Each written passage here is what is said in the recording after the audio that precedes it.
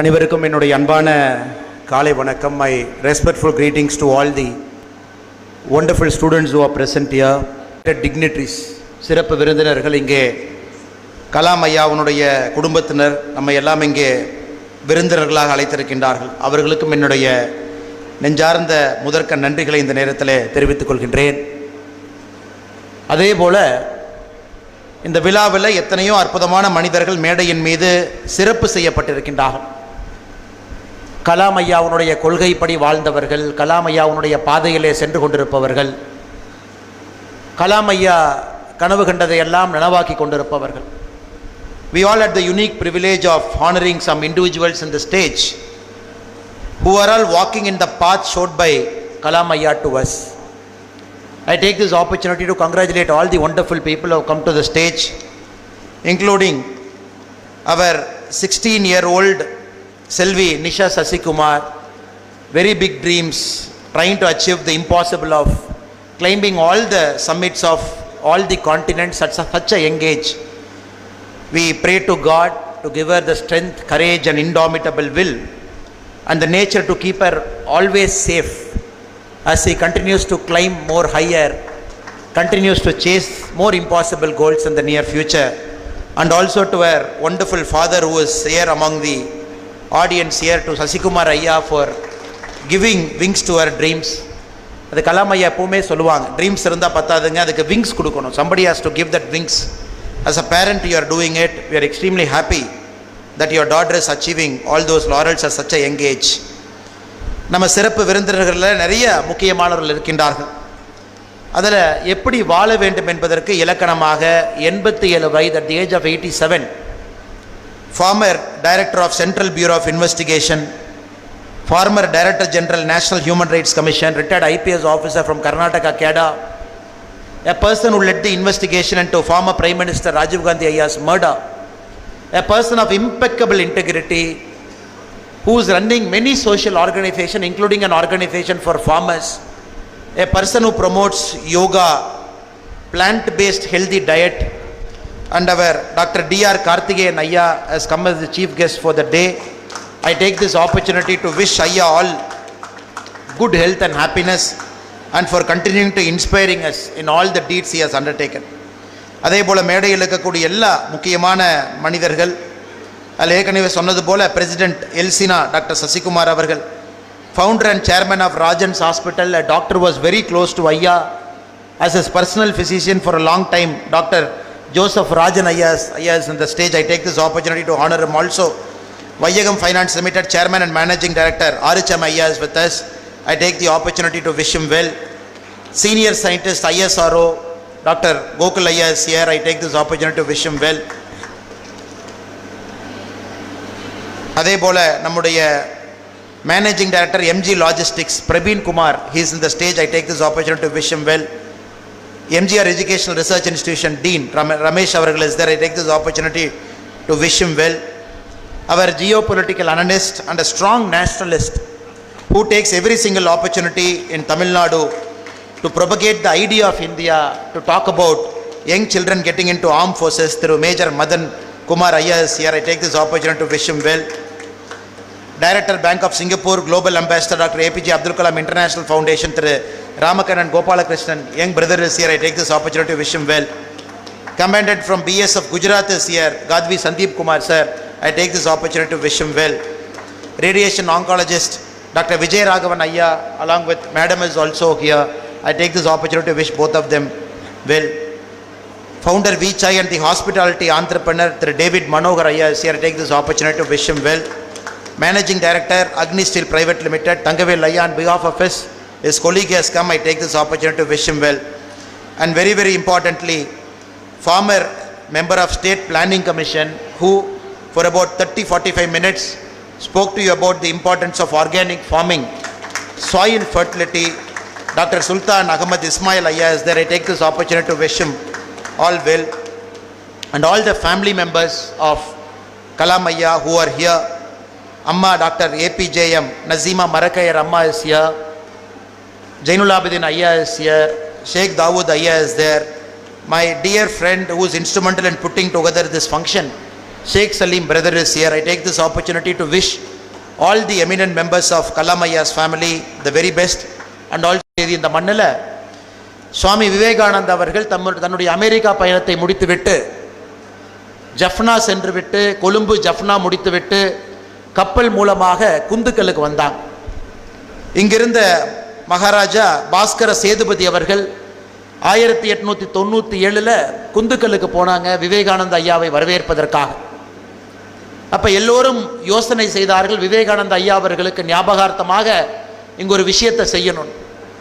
அப்ப இங்கிருந்த மரக்கையர் குடும்பத்தினர் அவர்கள் நேரடியாக 5 ஏக்கர் நிலத்தை அன்னைக்கு தானமாக கொடுத்தாங்க. 1897 ஏபிஜே அப்துல் கலாம் ஐயாவும் கூட மரக்கையர் குடும்பத்தினுடைய சான்றாக இங்கே அவங்களுடைய குடும்பத்தினரெல்லாம் இருக்கிறாங்க. அன்னைக்கு நமக்கு ஒரு சாமி விவேகானந்தர் அவர்கள் இருந்தார். அந்த காலகட்டத்தில் நாட்டு மக்களுக்கு பேசுவதற்காக, பெரிய கனவுகளை காண்பிப்பதற்காக, நமக்குள் இருக்கக்கூடிய ஆத்ம பலத்தை நாம் புரிந்து கொள்வதற்காக, உணர்ந்து கொள்வதற்காக எப்பொழுதுமே ஞானிகள் நம்மோடு நடந்து கொண்டிருப்பார்கள். ஒரு சாமி விவேகானந்தருடைய காலத்திற்கு பிறகு இந்த மண்ணில் ராமேஸ்வரத்தில் பிறந்து ஒரு எளிய குடும்பத்தில் பிறந்து தன்னுடைய வாழ்க்கையை ஒரு நியூஸ் பேப்பர் பாயாக ஆரம்பித்த ஒரு வாழ்க்கை, அதன் பிறகு படிப்படியாக படிப்பின் மூலமாக மேலே உயர்ந்த ஒரு மாமனிதர், தன்னுடைய குடும்பத்தில் இருக்கக்கூடிய அக்காவாக இருக்கட்டும் பெரியவர்களாக இருக்கட்டும் தன்னுடைய நகையெல்லாம் ஒரு காலத்தில் அடமானம் வைத்து அவருடைய கல்விக்காக துணை நின்ற ஒரு குடும்பம். டாக்டர் ஏபிஜே அப்துல் கலாம் ஐயா அவர்கள், சாமி விவேகானந்தா அவர்கள் காட்டிய பாதை, காட்டிய வழி, காட்டிய கனவுல பயணம் செய்து இன்னைக்கு நமக்கு நாம் எங்கே செல்ல வேண்டும், எப்படிப்பட்ட ஒரு சமுதாயத்தை உருவாக்க வேண்டும் என்பதற்கு ஒரு இலக்கணமாக வாழ்ந்து 11 ஆண்டுகளுக்கு முன்பு 84 வயது வாழ்ந்துவிட்டு 11 ஆண்டுகளுக்கு முன்பு நம்மை விட்டு பிரிந்து சென்றிருக்கக்கூடிய அந்த மாமனிதனுடைய இந்த விழாவில் நாம் எல்லோரும் கூட பங்கேற்று கொண்டிருக்கின்றோம். இந்த விழாவினுடைய முக்கியமான நோக்கம் குழந்தைகள், கல்லூரியில் பள்ளிகளில் படிக்கக்கூடிய மாணவர்கள். அதனால தான் இந்த ஆண்டு தீம் இக்னைட் இந்தியா 2026 என்கின்ற தீமில் இந்த விழா நடந்து கொண்டிருக்கிறது. பெரியவர்கள் எல்லாம் மேடைகளை அலங்காரம் செய்து கொண்டிருக்கின்றார்கள். இந்தியா முழுவதும் இருக்கக்கூடிய மாணவ செல்வங்கள் இன்னைக்கு வெளியே டிஸ்பிளே கூட பண்ணியிருக்கிறாங்க. 100க்கும் மேற்பட்ட அவங்களுடைய கண்டுபிடிப்பை டிஸ்பிளே பண்ணியிருக்கிறாங்க. இந்த மாணவ செல்வங்கள் வருகின்ற காலத்தில் கலாம் ஐயாவுடைய கனவின்படி ஒரு செல்ஃப் சஸ்டைனிங் டெக்னாலஜிக்கலி அட்வான்ஸ்டு நாட்டை உருவாக்க வேண்டும் என்பது கலாம் ஐயாவுடைய கனவு. இன்னைக்கு கலாம் ஐயாவை பற்றி நாம் எத்தனை விஷயம் பேசினாலும் கூட எத்தனை பேருக்கு தெரியும், 8 பிரதம மந்திரியோடு நேரடியாக பணி செய்திருக்கக்கூடிய அனுபவம் டாக்டர் ஏபிஜே அப்துல் கலாம் ஐயா அவர்களுக்கு இருக்கிறது. இந்திரா காந்தி அம்மா கிட்ட ஆரம்பித்து ஐயா ராஜீவ் காந்தி அவர்கள், விபி சிங் அவர்கள், சந்திரசேகர் அவர்கள், ஐயா நரசிம்மராவ் அவர்கள், தேவகவுட ஐயா அவர்கள், ஐகே குஜ்ரால் அவர்கள், அடல் பிகாரி வாஜ்பேயி ஐயா அவர்கள், 8 பிரதம மந்திரி கிட்ட நேரடியாக வேலை பார்த்த ஒரு அனுபவம். கற்ற கல்வியெல்லாம் இந்த மண்ணிலிருந்து ஆரம்பித்து சென்ட் ஜோசப் கல்லூரி திருச்சி, அதன் பிறகு சென்னையில், அதன் பிறகு இன்னைக்கு நாம் நம்முடைய கோகுல் அவர்கள் இளைய மனிதராக இங்கே டாக்டர் வந்திருக்கிறாங்க ஐஎஸ்ஆர்ஓவிலிருந்து. அன்னைக்கு முதலாக 40 ஆண்டுகளுக்கு முன்பு, 41 ஆண்டுகளுக்கு முன்பு நம்முடைய சோதனை ஓட்டத்தில் ஃபஸ்ட்டு சேட்டலைட்டை நம்ம லான்ச் பண்ணும்பொழுது இட் வாஸ் அ ஃபெயிலியர். அன்னைக்கு கலாம் ஐயா தன்னுடைய புத்தகத்தில் எழுதுகிறாரு, இது ஃபெயில் ஆயிடுச்சு, நாம் போய் ப்ரெஸ் முன்னாடி நம்மளை டிஃபெண்ட் பண்ணணும் அப்படின்னு நினைக்கும் பொழுது அன்னைக்கு அவருக்கு தலைவராக இருந்த விக்ரம் சாராபாய் அவர்கள் முன்னாடி வந்து பொறுப்பையெல்லாம் தாய் ஏற்றுக்கிறார். இந்த ஃபெயிலியருக்கு நான் தான் காரணம், இந்த டீம் கடுமையாக உழைப்பார்கள், நீங்கள் வேகமாக வெற்றியை பார்ப்பீங்கன்னு. ஒரு ஆண்டு கழித்து 40 ஆண்டுகளுக்கு முன்பு, இன்னையிலிருந்து 40 ஆண்டுகளுக்கு முன்பு 2026 இருக்கும், 40 இயர்ஸ் பிஃபோர், அடுத்த சோதனை ஓட்டம் வெற்றியாக வந்த பொழுது அன்னைக்கு கலாம் ஐயா முன்னாடி போய் இருக்கல, பின்னாடி வந்து தன்னுடைய டீம்மேட்டை முன்னாடி புஷ் பண்ணாங்க. ISRO has got a great culture. It is built by some of the finest stalwarts of this country who have sacrificed their life for the growth of our missile systems, for the growth of our civilian usage. இன்னைக்கு நாம் பார்க்கும் பொழுது சில நாட்களுக்கு முன்பு ஒரு தனியார் நிறுவனம், ஸ்கை ரூட்ஸ் என்கின்ற ஒரு தனியார் நிறுவனம், ஃபார்மர் ISRO விஞ்ஞானிகள் இன்னைக்கு பிரைவேட்டாக நம்மளால் ஒரு ஸ்பேஸ் ஃப்ளைட் லான்ச் பண்ண முடியும். அந்த அளவுக்கு 40 ஆண்டுகளில் நம்முடைய ஸ்பேஸினுடைய அந்த பயணம் இருக்கு. அதற்கெல்லாம் விதை போட்ட முன்னோடிகளில் டாக்டர் ஏபிஜே அப்துல் கலாம் ஐயா அவர்கள் மிக மிக முக்கியமானவர். அந்த பயணத்தில் நீங்கள்லாம் வர்றீங்க. The whole idea of this Ignite India 2026, the whole program is to inspire young minds so that you will help our country to become a technologically advanced nation. Kalam ஐயா அவர்கள் தன்னுடைய ஒரு பிரதமர்கிட்டையும் அனுபவத்தை பல இடத்துல பேசியிருக்காங்க. இந்திரா காந்தி அம்மா அவர்கள் when she was the prime minister of our country, that point of time Kalam ஐயா was the director of Defence Research Development Organization, DRDL, Defence Research Development Laboratory in Hyderabad. 1983 madam Indira Gandhi அவங்க DRDL ரிவ்யூக்கு வர்றாங்க. அப்போ அவங்க கலாம் அவங்ககிட்ட கேட்டது ஒன்று மட்டும்தான். Conference ஹாலில் ஒரு பிரசன்டேஷன் நடந்துட்டு இருக்கு. Madam Indira Gandhi requested doctor Kalam ஐயா, when will we have a missile that is capable of reaching this point in ஒரு வேர்ல்டு மேப்பை தொட்டு காட்டுறாங்க. அப்போ இந்தியாவுக்கும் அந்த பாயிண்ட்டுக்கும் 5000 kilometre.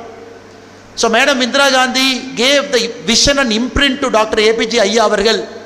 We need a missile system that is capable of traveling 5000 kilometer in the year 1983.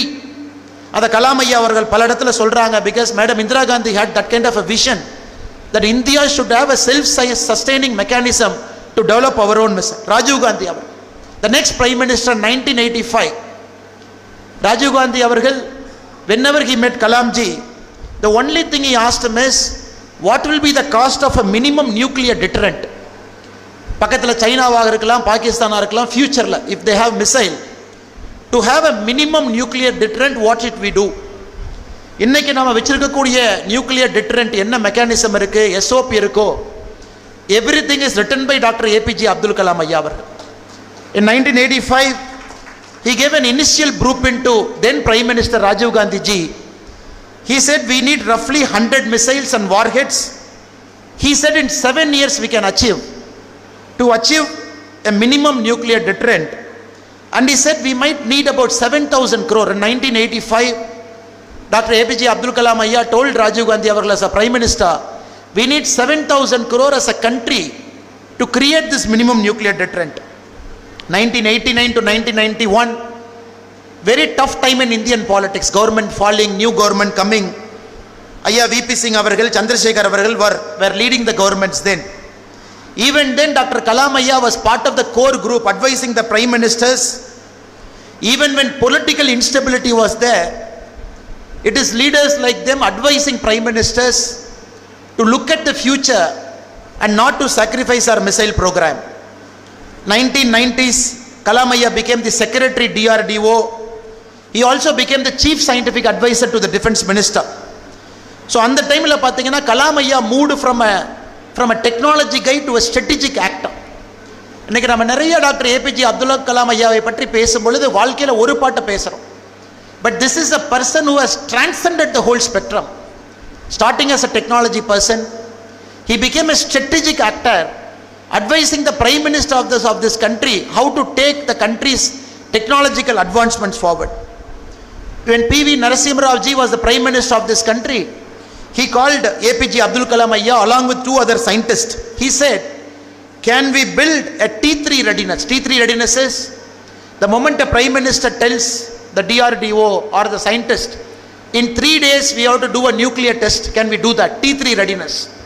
India at that point of time never had a T3 readiness. It is a prime minister Narasimha Rao avargal who spoke to Kalam Ayya and said India has to get ready to T3. நீங்க பாருங்க எங்க இருந்து இந்திரா காந்தி அம்மா, அதன் பிறகு ராஜீவ் காந்தி அவர்கள், அதன் பிறகு VP சிங், சந்திரசேகர் அவர்கள், நீங்க ஒரு டிரான்ஸ்ஃபர்மேஷனை பார்த்துட்டே வாங்க. நரசிம்மராவ் ஐயா வரும் பொழுது it is Kalamji in his multiple position, advisor, secretary. He has moved from a basic plan to a T3 readiness.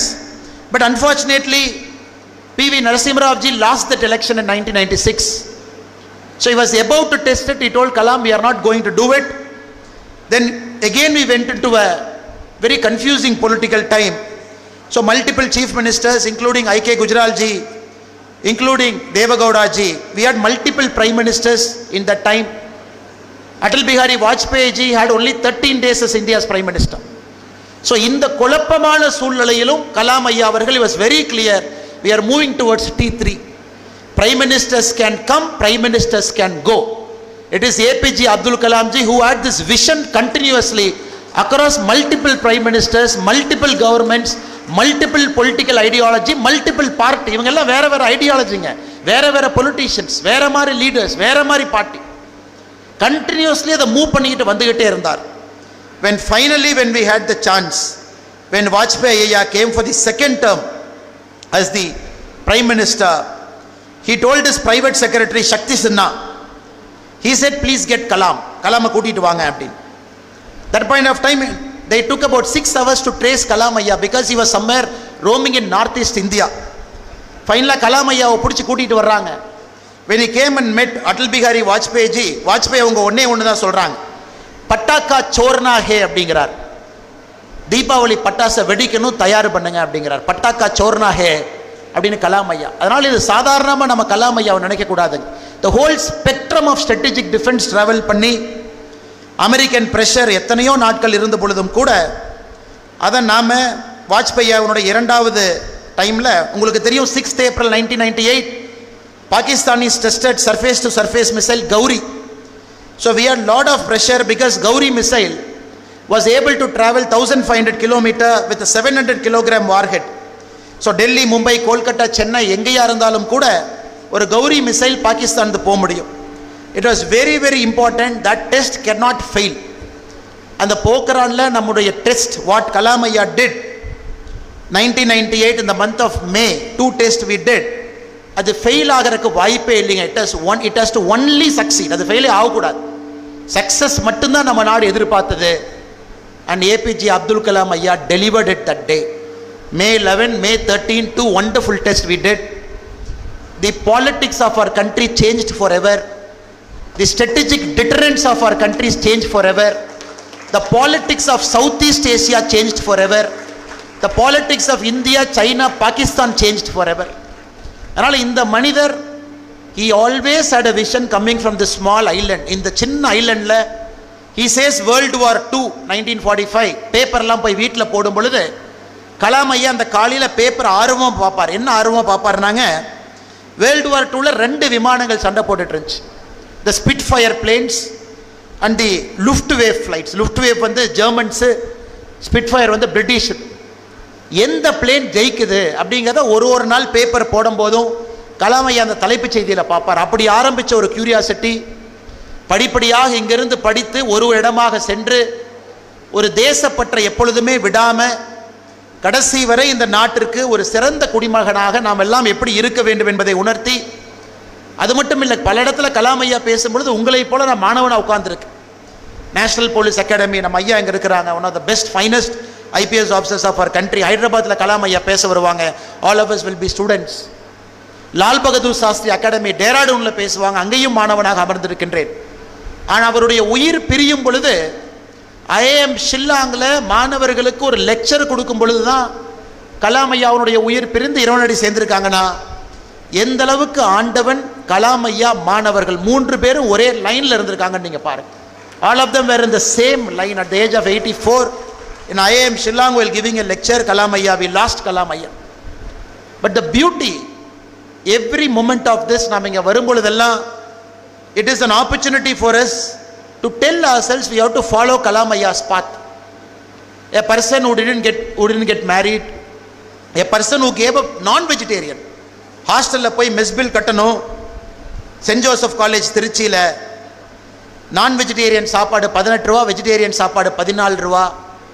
அக்காவோட நகையை வாங்கி படிக்கும் பொழுது எதற்கு குடும்பத்திற்கு தேவையில்லாமல் அந்த 4 ரூபாய் செலவு வைக்கணும் அப்படிங்கிறக்காக ஓவர் நைட் ஃப்ரம் நான் vegetarian he became a vegetarian. பாருங்கள் எந்த மாதிரி மனிதர், எவ்வளோ விஷயத்தை அவர்கிட்ட இருந்து நம்ம எடுக்க முடியும்.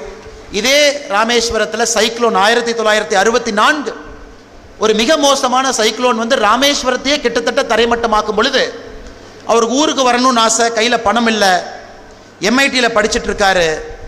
தன்னுடைய ப்ரொஃபஸர் பெஸ்ட் ஸ்டூடெண்ட்னு குடித்த டெக்ஸ்ட் புக்கை கொண்டு போய் அடமான வைக்கிறார். ஒரு கடையில் 400 ரூபாய்க்கு அடமான வைக்கிறார்.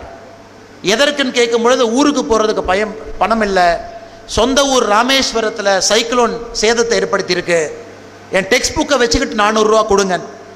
இந்த கதையை கேட்ட மின்ட் ஸ்ட்ரீட்டில் இருந்த ஒரு பான் புரோக்கர் கலாம் ஐயாவுக்கு 60 ரூபா பணம் கொடுத்து நீங்கள் ஊருக்கு போயிட்டு வாங்க, தயவு செஞ்சு இந்த டெக்ஸ்ட் புக்கை நான் பத்திரமா வச்சுக்கிறேன், யார்ட்டையும் திருப்பி கொடுக்க மாட்டேன், நீங்கள் வாங்கின பணத்தை என்னைக்கு கொடுக்குறீங்களோ அன்னைக்கு இந்த டெக்ஸ்ட் புக்கை நான் திருப்பி கொடுக்குறேன். அந்த மனிதனுடைய வாழ்க்கையில் சின்ன சின்ன சம்பவங்கள் உங்களை இன்ஸ்பயர் பண்ணணும். ஸ்மால் திங்ஸ், அவர் வாழ்ந்த ஒன்று உங்களுக்கு இன்டெகிரிட்டி, நேர்மை, ஹானஸ்டி, எத்திக்ஸ், இதெல்லாம் அவர் லைஃப்பில் சின்ன சின்ன விஷயங்கள் சொல்லும்.